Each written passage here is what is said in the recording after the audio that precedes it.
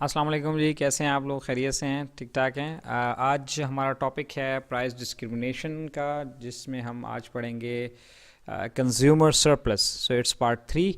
आपने अगर पहली दो वीडियोस नहीं देखी तो काइंडली वो देख लीजिए, ताकि आपको लेक्चर की कंटिन्यूएशन का और सीक्वेंस का समझ आ जाए कि ये क्या बात शुरू हुई हुई थी और वही चल रही है, आगे कंटिन्यू हो रही है। कोकब मंजूर जी आपकी खिदमत में हाजिर है। इंशाल्लाह आपको ये वीडियो भी बाकी वीडियोस की तरह पसंद आएगी, और हम उम्मीद करते हैं कि हम इस कॉन्सेप्ट को अच्छे से क्लियर करने की कोशिश करेंगे। ठीक है जी।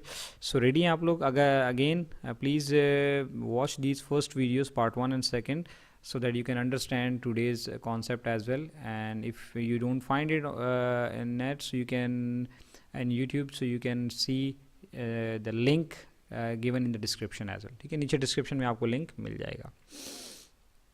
अच्छा जी, कंज्यूमर सरप्लस बेसिकली जो प्राइस डिस्क्रिमिनेशन का जो सारा कॉन्सेप्ट है वो है ही ये कि हम जो कंज्यूमर सरप्लस जो है वो उसको कैसे कन्वर्ट करें प्रोड्यूसर सरप्लस पे। अब सवाल ये पैदा होता है, कंज्यूमर सरप्लस किस चीज़ का नाम है? कंज्यूमर सरप्लस ये है, मैं आपको सादा लफ्ज़ों में पहले ये समझा दूं, फिर हम आगे इसकी कन्वर्जन की बात करेंगे।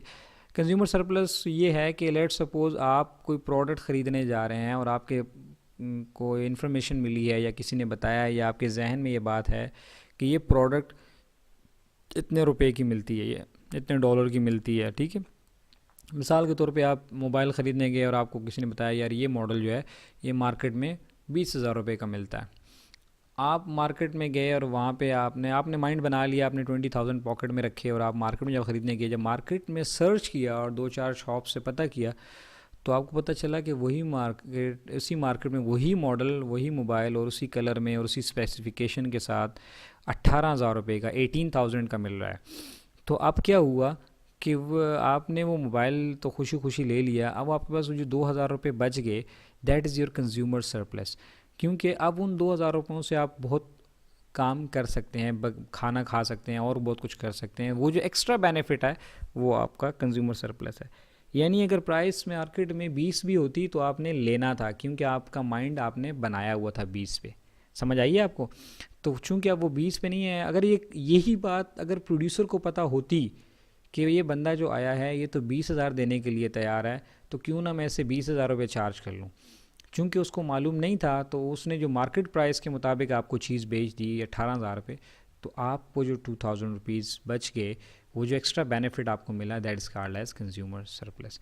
तो प्रोड्यूसर जो है वो हमेशा इस कोशिश में रहता है कि वो उस कंज्यूमर का जो सरप्लस है उसको किसी ना किसी तरीके से अपने प्रोड्यूसर सरप्लस में कन्वर्ट कर लें।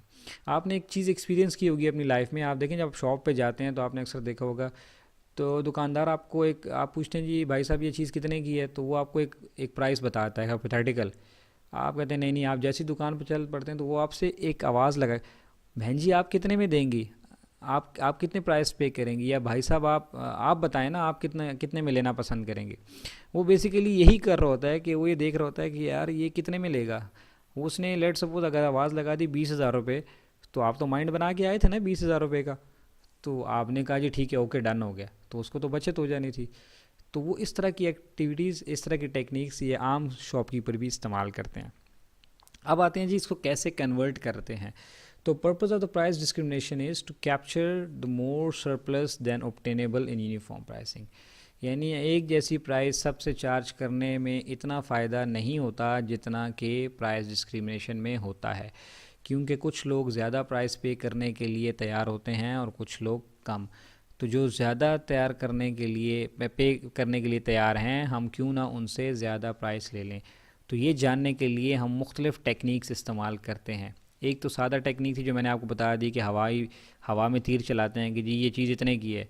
अगर कंज्यूमर ने दे दिए तो वेल एंड गुड, ना दिए तो हम कहेंगे चलें जी भाई साहब आप बता दें, आप बहन जी आप बताएं आप कितने में लेंगी। ये तो एक सादा टेक्निक है जो आम शॉपकीपर इस्तेमाल करते हैं। कंपनीज़ क्या क्या करती हैं? कंपनीज़ मार्केट सेगमेंटेशन करती हैं, टू पार्ट प्राइसिंग करती हैं, टाइम करती हैं, क्वालिटी डिस्क्रिमिनेशन करती हैं, और बहुत सारी टेक्निक्स हैं जिसके ज़रिए से वो कंज्यूमर सरप्लस को कैप्चर कर लेते हैं। So let's discuss them one by one.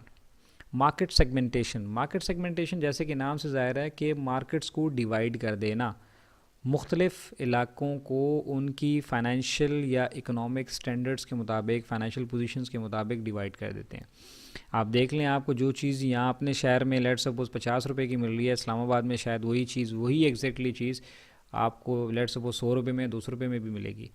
या इवन आपके अपने शहर में एक मार्केट में जो चीज़ आपको 1000 रुपये की मिल रही है, आप किसी एक्सपेंसिव मार्केट में जाएं और किसी अच्छे शॉपिंग मॉल में जाएं तो वही जो है वो 1500-2000 रुपये की मिलेगी। That is called as market segmentation. If two or more markets can be separated, a firm may choose to decide different prices in market.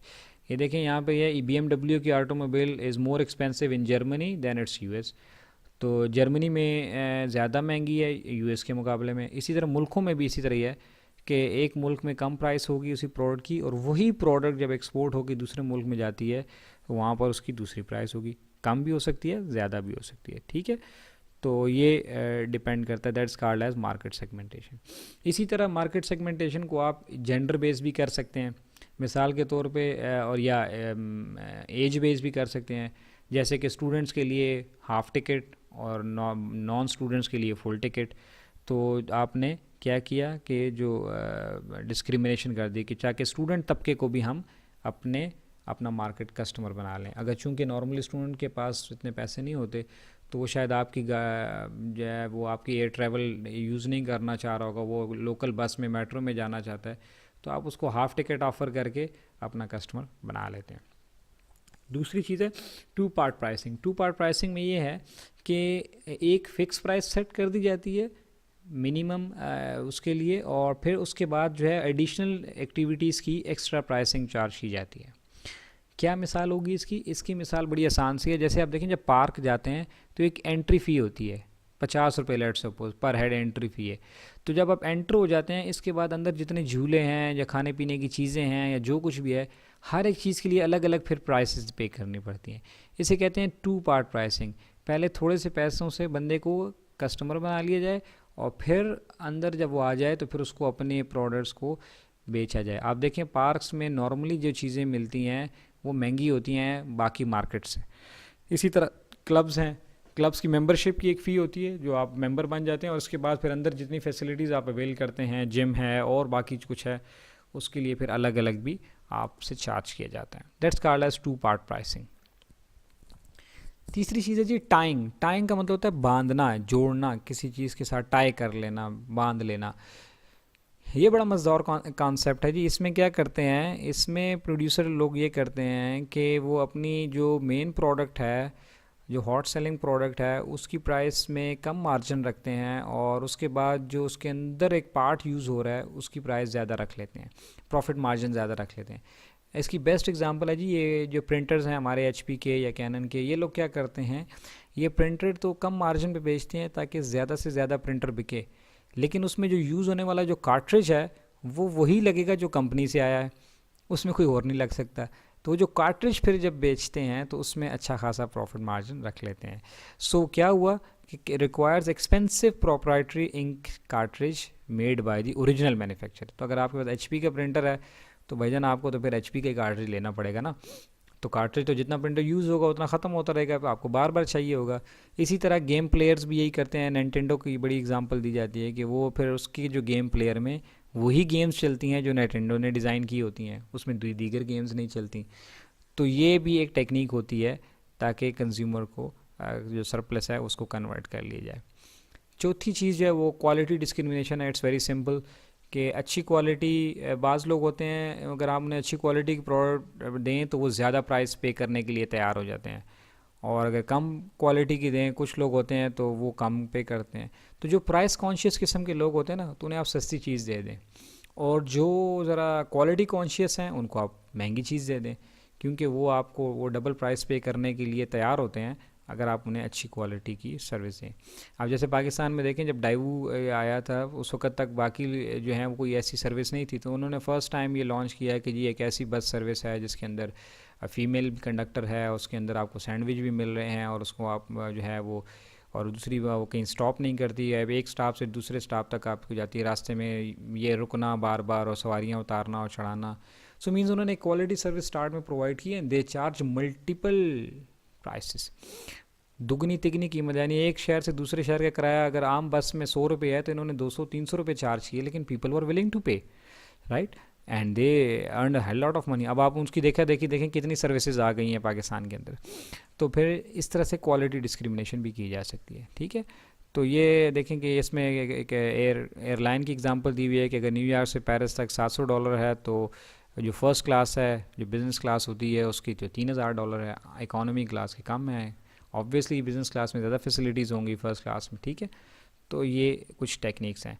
So graphically आप इसको ऐसे देख सकते हैं, ये अगर प्राइस है, फॉर एग्ज़ाम्पल हम एज्यूम कर लेते हैं कि 10 रुपये अगर आप चार्ज करते हैं तो 5 यूनिट बिकते हैं। फिर आप मज़ीद प्राइस कम करते हैं 10 से, लेट सपोज 6 रुपये पे आते हैं, तो आपकी क्वांटिटी जो है वो 20 हो जाती है फॉर एग्ज़ाम्पल। मज़ीद कम प्राइस चार्ज करते हैं, जो आपकी ब्रेक इवन प्राइस है, तो क्वांटिटी बढ़ रही है, ठीक है। तो अभी देखें क्वांटिटी जो है वो Y- से Y-2 और Y-3 पे आ रही है। तो हमने क्या किया, जो लोग हायर प्राइस पे करना चाह रहे थे हमने उनसे हायर चार्ज कर ली, जो कम पे करना चाह रहे थे उससे कम किया, जो उससे कम थे उनको उससे कम पे, तो हमने छोड़ा किसी को नहीं। तो ये जो सारा था, ये सारा का सारा हमारा प्रोड्यूसर सरप्लस हो गया। अगर हम यही प्राइस चार्ज करते ये वाली, तो फिर हमें जो है सिर्फ इतना सा प्रॉफिट बचता, इतना, ठीक है ना। लेकिन अब जो है ये सारा हमें बच रहा है। So that's all from today. इंशाल्लाह अगली वीडियो में हम इस पर एक न्यूमेरिकल सॉल्व करेंगे ताकि आपको मज़ीद कंसेप्चुअल क्लैरिटी मिल जाए। Thank you ji.